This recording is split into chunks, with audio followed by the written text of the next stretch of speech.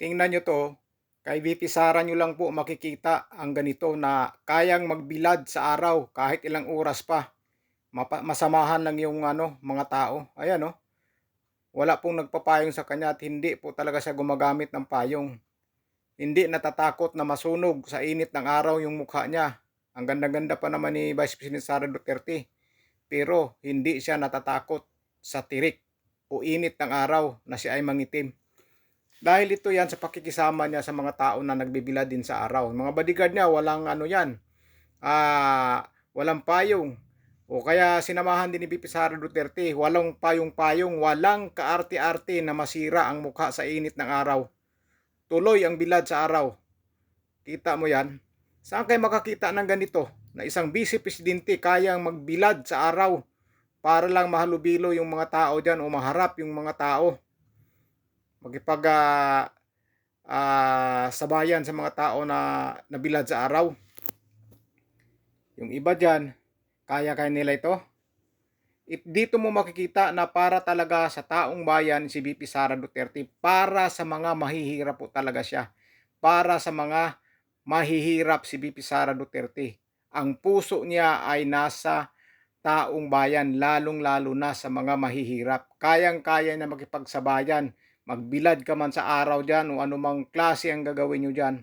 Maglakad ka man dyan o umakyat sa bundok, kayang-kayang gawin ni VP Sara Duterte yan dahil yan ang totoong nagmamahal sa taong bayan at sa kasabayan. Kita nyo yan, no?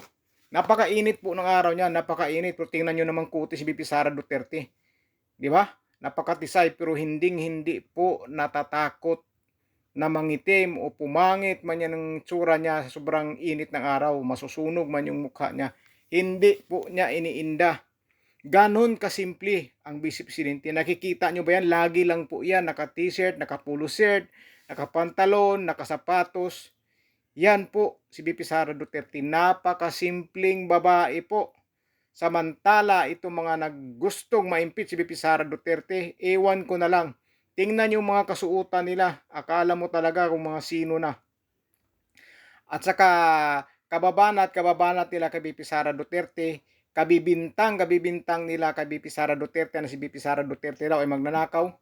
Tingnan nyo po yung Davao na pinamumunuan ng mga Duterte. Grabe ang pag-asinso, grabe ang pag-unlad. Sila kaya, yung mga lugar kaya na hawak nila, umasinso din kaya sa pamumuno nila? Lalo-lalo na ito, mga party list na naghahabol kay VP Sara Duterte. Wala namang hinahawakan mga distrito yan. Ewan ko lang kung anong mga nagawa sa mga yan, di ba? Yung mga iba dyan na may mga hawak na mga lugar.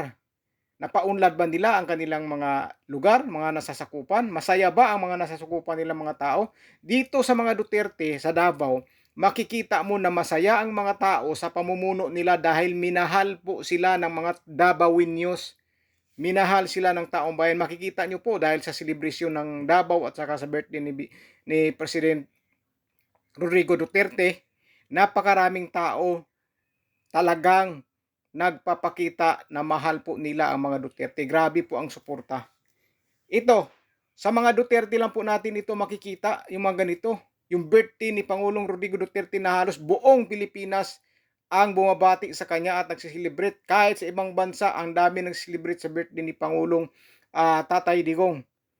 Si Tatay Digong lang ang nakakagawa ng ganito. Dahil yan sa ginagawa nilang kabutihan sa kapwa, sa totoong paglilingkod sa bayan.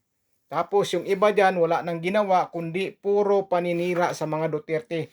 Puro gusto pabagsakin ang mga Duterte. Hindi ba sila nahiya sa mga sarili nila, di ba? Hindi sila nahiya sa mga sarili nila. Hindi ba nila nakikita ito? Lugar o baluarte ng mga Duterte na sa Davao City, nagpakita ang taong bayan ng suporta sa kanila at pagmamahal sa kaya ito, yung nila, marcha nila, yung marami ng taong naglalakad. Ayan, kaya bang gawin ng mga kalaban ni VP Sara Duterte to? Sa mga lugar nila, sa mga nasakupan nila, may ganito ba sila? Di ba? Sa Davao mo lang makikita ganito. Sa Davao lang. Kaya yung iba dyan, inggit na inggit, at nakikita nyo ba? Sa mga balita ito sa mga media, hindi natin po makikita. Hindi po pinapakita nila kung gaano kalaki ang suporta o gaano kadami ang suporta ng mga tao sa mga Duterte. Hindi mo makikita yan sa mga media, hindi nila binabalita, hindi nila pinapakita para hindi makita ng mga tao na grabe pala talaga ang suporta ng mga tao sa mga Duterte. Grabe pala talaga ang nagmamahal sa mga Duterte, lalong-lalo na yan kay Tatay Digong. Biruin mo, halos buong Pilipinas nagsiselebrate, bumabati sa birthday niya. Sinong presidente ang ganito? Si Tatay Digong lang nakakagawa nito. Ito na yung kauna-unahang kasaysayan na isang presidente ng bansa na grabe po mag-celebrate kapag darating ang birthday. Yung mga tao nag-celebrate yung mga tao, sila mismo ang nag-celebrate, sariling gastos nila para lang mairaos yung birthday ni Tatay Digong.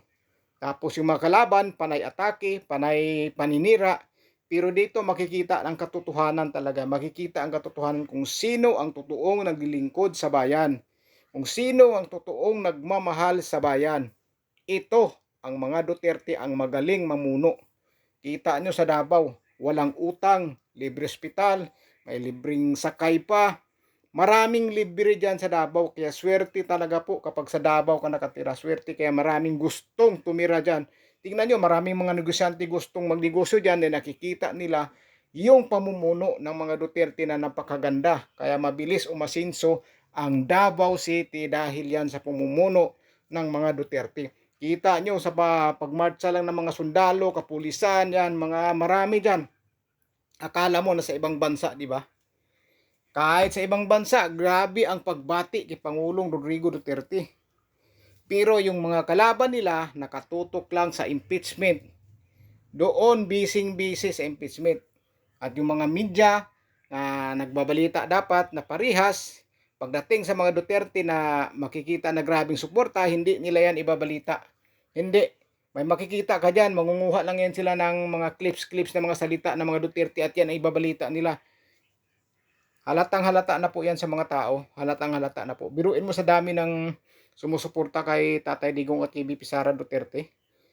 Hindi nila pinapakita yan. Hindi nila ibinabalita. Pero kapag mga kasiraan kay VP Sara Duterte at sa mga Duterte, paulit-ulit nilang ipopost nila yan. Paulit-ulit nilang ipopost. Ganun sila. Ganun sila.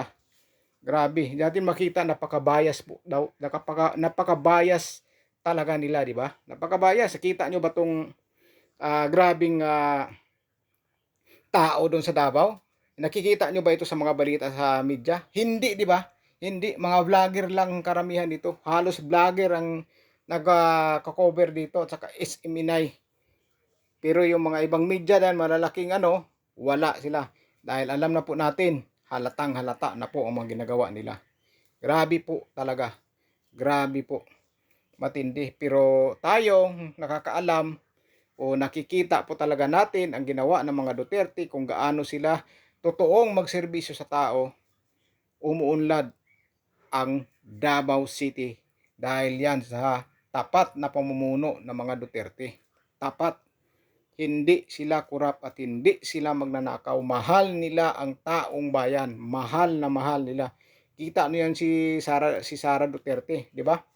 Kita nyo yung si VP Sara nung mayor pa siya na may dinidibulis ng mga kababahayan na nagpahintay siya ng 2 oras para makipag-usap doon sa sheriff. Hindi hinintay, gusto ipadimulis o dinasuntok niya, di ba? Dahil ang puso ni VP Sara Duterte dyan sa mga mahirap, sa taong bayan po talaga na hindi maagrabyado. O di saan siya kumakampi? Siyempre sa taong bayan na nakikita niyang naagrabyado. Pero itong mga kalaban niya dito sa Metro Manila na wala namang mga baluarte, wala namang mga lugar na pinapaunlad, grabe kung maninira kay VP Sara Duterte. Grabe po sila maninira. Matindi po sila manira sa mga Duterte. Lalo-lalo na kay Vice President Sara Duterte. Hayaan lang po natin. Babaliktad din ang sitwasyon at yung mga ang ginagawa nila at mga pagbibintang nila sa kanila yan pupunta. Babalik yan sa kanila. So dito muna tayo sa mga pagbati kay Pangulong Rodrigo Duterte sa kanyang kaarawan. Marami pong bumati sa kanya. Ilang video lang po itong nailagay natin dito. Pero tutuusin, napakarami pa pong bumabati sa kanya. Pakinggan po natin yung mga pagbati para kay Pangulong Tatay Digong.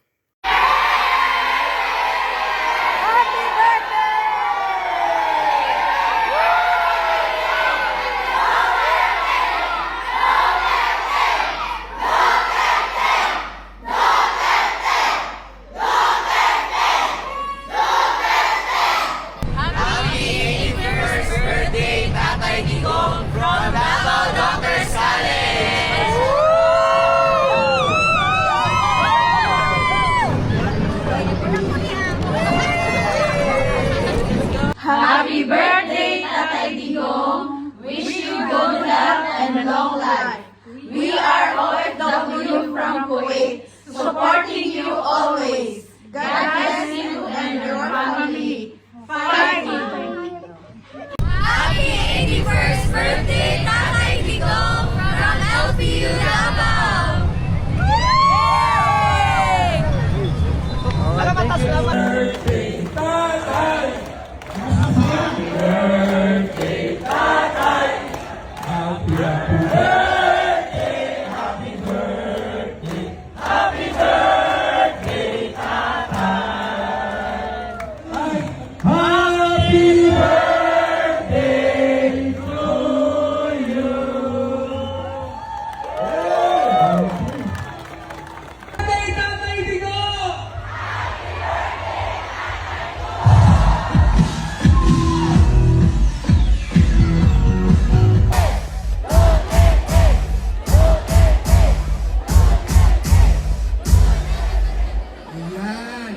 Happy birthday!